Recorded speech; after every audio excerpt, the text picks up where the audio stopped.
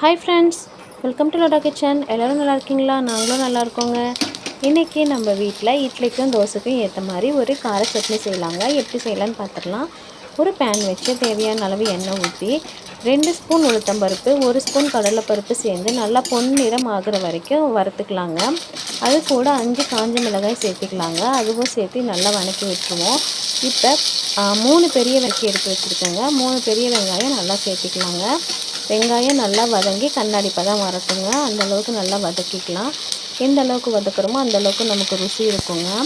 அதே மாதிரி 3 பெரிய தக்காளி எடுத்து கட் பண்ணி வச்சுருந்தாங்க. அதையும் இந்த வெங்காயத்தை கூட சேர்த்துக்கலாங்க. சேர்த்துட்டு நல்லா கலரி விடுவோம். நல்லா வதங்கி வரட்டும். வெங்காயமும் தக்காளியும் ஒன்றோட ஒன்று மெர்ஜாய் வதங்கி வரும். அந்த ஸ்டேஜில் ஒரு கைப்பிடி அளவுக்கு தேங்காய் துருவி சேர்த்துக்கலாங்க. அது கூட தேவையான அளவு கல்லுப்பும் ஒரு சின்ன துண்டு புளியும் சேர்த்து அரைச்சா நமக்கு இந்த கார சட்னி ரெடி. இந்த வீடியோ பிடிச்சிருந்தா நம்ம சேனலை சப்ஸ்கிரைப் பண்ணிக்கோங்க.